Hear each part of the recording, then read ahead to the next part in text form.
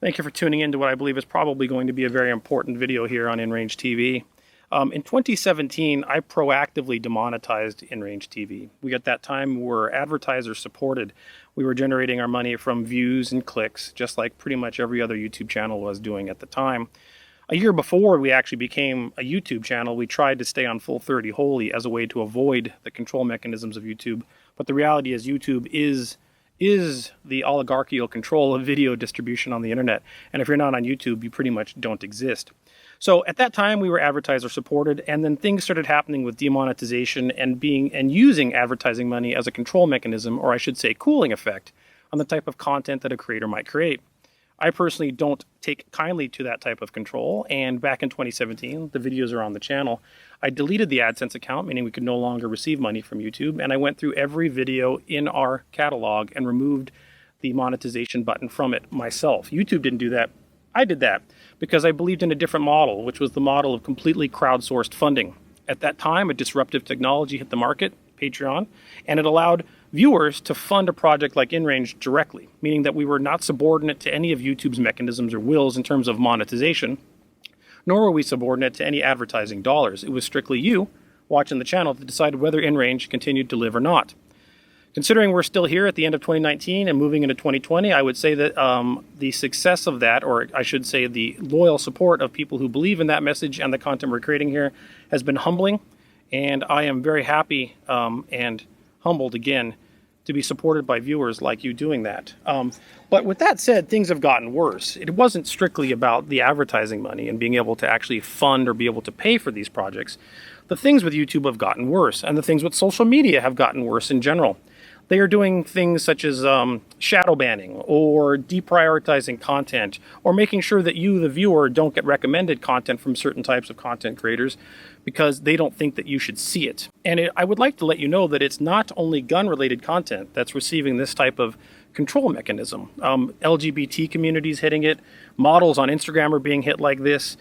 History channels on YouTube are one of the most horribly hit ones. They're doing legitimate historical research and content better than that the History Channel ever did in its history of being a channel. And they're being not only demonetized but deprioritized so you won't find out about them because they deal with social conflict. This completely goes against what the internet's intended purpose was, and the democratization of each individual's speech and ability to actually have a place in the public square is being diminished. However, I will say that demonetization is not censorship. Now, one could argue that because YouTube, and I have argued this, and Facebook and Google are the oligarchical control of the internet and they are therefore the public square, I believe that the other things they're doing, such as the shadow banning, deprioritization, not letting people knowing of content when they've been subscribed or actually asking for notifications, that is a form of control that is definitely falling into the realm of censorship. However, people like to argue that only governments can cause censorship. And perhaps that is true in an environment where the government is the actual largest control mechanism in your world. But these corporations are larger than nation states in many ways, with bigger budgets and more people behind them and more ability to control what you see, hear, and do than a lot of times corporations or governments. So let me give you some quotes that I think back this up. In 2017, this is when I actually demonetized the YouTube channel or InRangeTV.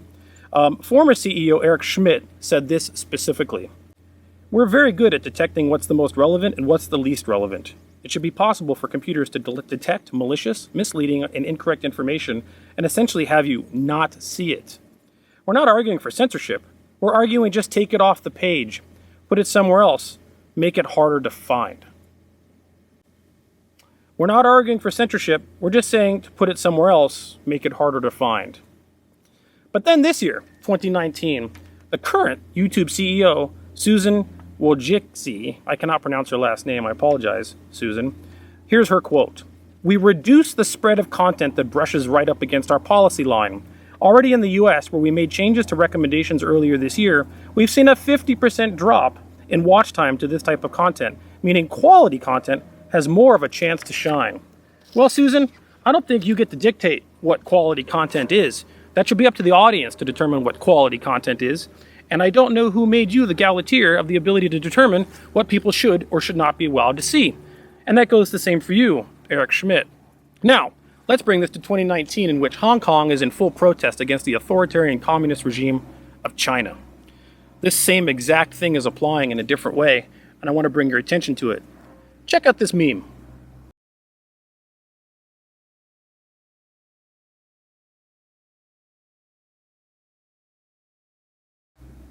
Alright, so this meme is pretty spicy, but it says a lot. Behind the table saying free speech is important, you see the NBA logo. Then you see the Chinese president staring at it with a glare, and then suddenly I've changed my mind. Free speech is not important. And what this boils down to is the same exact mechanism of control. It's monetary control.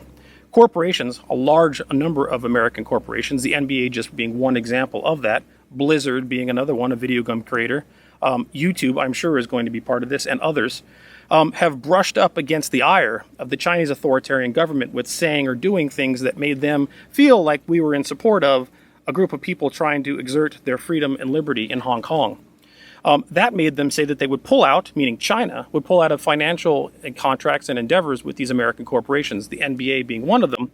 And suddenly, because the money's pulled, those corporations suddenly toe the line with an authoritarian government. And then that determines what you, as an American, get to see or not see based on some other authoritarian ideals and beliefs.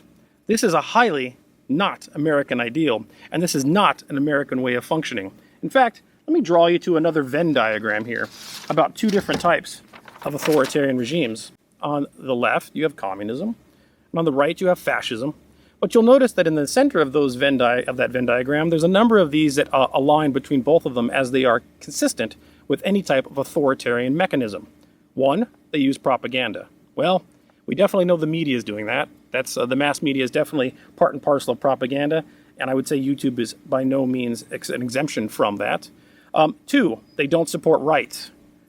Well, I mean, obviously the internet space is one type of right, and the ability to have free speech on it is being impinged upon by the use of corporate oligarchical control against the public square. So I would say they don't necessarily support rights. Three, they don't value the individual. Well, I know that's the case with YouTube. I have posted stuff on my channel about trying to deal with them about certain issues, and you are absolutely an unimportant person. The corporations and the advertising dollars are what matter, not the individual, not the viewer or the content creator. And number four, they don't allow opposing points of view. Well, let's go back to that quote from Susan and Eric. One's the CEO of YouTube, and one's the CEO of Google. And I would say that they would say they are allowing opposing point of views, but when they use the ability of Google's algorithms or YouTube's algorithms to diminish the ability for the person to find out about those opposing views to the point in which you can't find it, then I don't know how that's indistinguishable from censorship.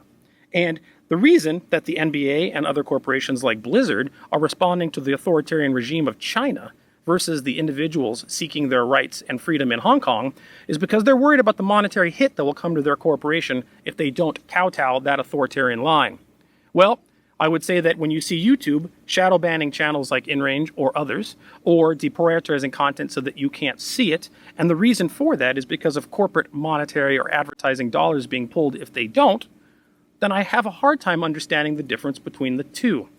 And if we are going to have a future of a free and open internet in which opposing points of views are not just tolerated, but allowed, it's not the money that is actually censorship. It is the other tools that they use with it. Demonetization is nothing more than a tool of control. So when you hear people saying demonetization is censorship, I think the topic is far more nuanced than that. But I also believe that these corporations and the oligarchy of corporations, which, as I said earlier in this video, are as large as, if not larger than, the largest nation states in terms of their power worldwide, do things such as this. I wonder what the future is for all of us. Guys, once again, InRangeTV is completely viewer supported and funded. As I said earlier in this video, it is only Patreon money that brings dollars to us. It is only you, the viewer, that can keep InRange alive. If you can't, I understand, but please keep in mind that the more we depend on monetization from places like China or large corporations, the more we allow them to control our future. Thanks for viewing, and share a lot, because this is an important message.